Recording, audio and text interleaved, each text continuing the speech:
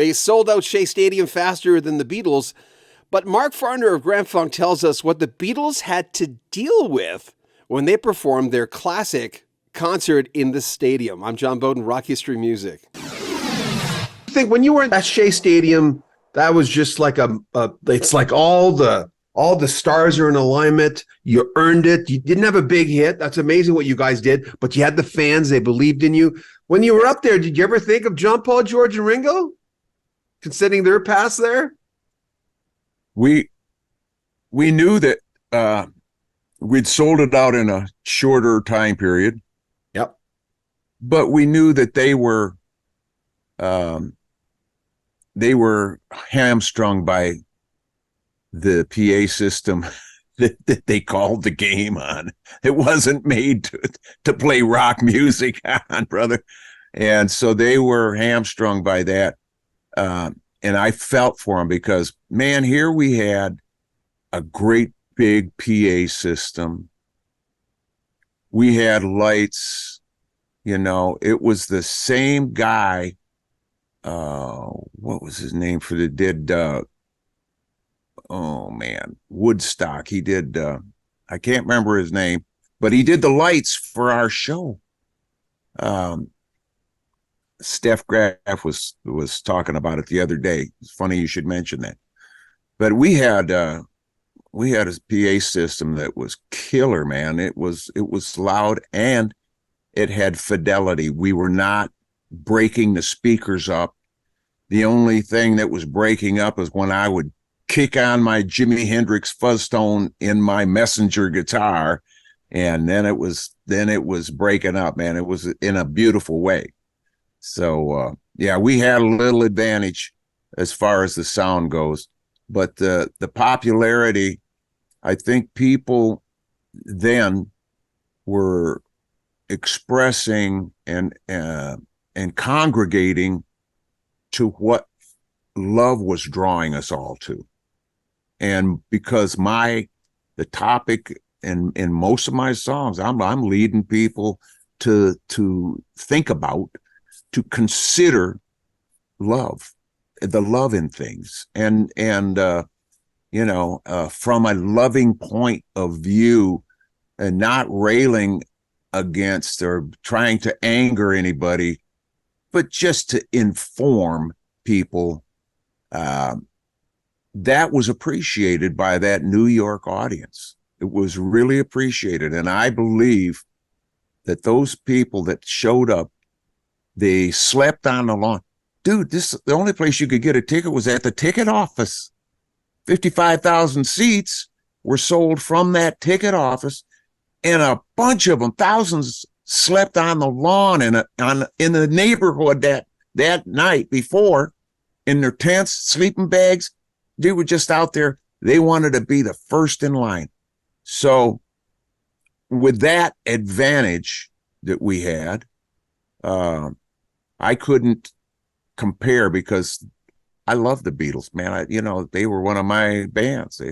Where did you learn to phrase? I've always liked your phrasing. There's I always heard, like, to me, like, you were a rocker, you're an R&B'er, but I love the way you phrased your lyrics. So who taught you that, unconsciously or consciously? It's unconscious, because I did not purpose in my heart, well, I'm going to do it this way today because it just, I heard somebody. I did take a lot of tips from Howard Tate. The way Howard Tate sang, when he would sing a note, he would always like, hey, instead of hey, he'd just do a little push on it. Hey, and it would emphasize. So I took some of that because I love Howard Tate's singing, man. You voice, introduced me to him. It was you. Yeah, his phraseology. And it's just the ease that it comes out with when you mean it, and the soul that accompanies the lyric and the tone of your voice is it's in control of all of that. If it doesn't sound right, somebody that's a great vocal coach is somebody who's sitting back and they're in the studio with you and you're saying something, and they don't want you to restructure everything because they want you to feel it. So they take what you're doing and give you a little tidbit here, a little tidbit there. And that's all it takes, is just a little fine adjustment, because with that, you know, we take every criticism as this big, or every pointer, you know, it's like, oh my God, so it only takes a little bit. You can wear somebody out having them do a take on a song. Like I know people have told me, oh man, I sang that thing 47 times. I'm thinking 47 times. Are you shitting me? I'd have died, because you lose the character. You know, the character needs to be expressed.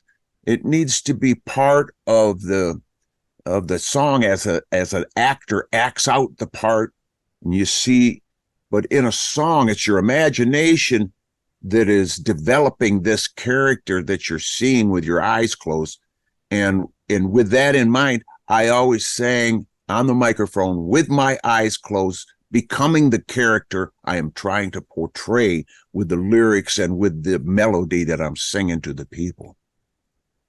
You know, when you explain things, I was just telling someone the other day, I says, when I interview Mark, I feel what he's saying, as opposed, you know, I got to tell you, when you were outside, you were looking at, you got the character builder out of the fact that, you know, you didn't have a lot of money.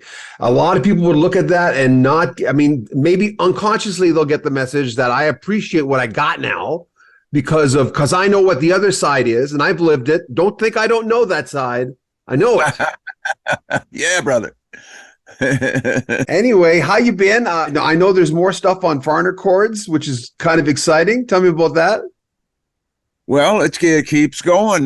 You know, the people are receiving it, brother, because it's me making the chords that other people have tried to show, you know, instructional videos on YouTube, and they were all a little off, you know. God bless them for trying. I mean, some great players.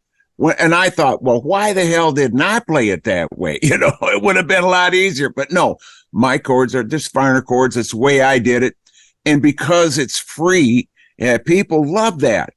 And that the reaction to just that part alone, Brother John, has been phenomenal. Because everybody's wanting to how do they say that? Monetize everything that they're doing. So to get something for free, I guess it's a real treat. Well, you know, going back to the, you know, you guys in the beginning, a people's band, you know, the fact that it's for the people. And I was reading some of the reviews, how, you know, there's always like, they hated Zeppelin. They didn't like Zeppelin. They hated a lot of people, but look, who's Kiss. All the critics did, you know. Yeah. They don't even like the people. What the hell do we want? No, it's nice that you're doing this. I think that it's another way of getting closer to the fans too, because they're getting it from you, the way you meant it, right? Yeah, man. Closer to the fans, closer to my home. Yeah. Remember, make sure you subscribe to our channel, join our Patreon, get early access to our videos. You can make a donation to the channel. There's a link in the very top of the description. Buy a t-shirt, spread the word. I'm John Bowden from Rock History Music.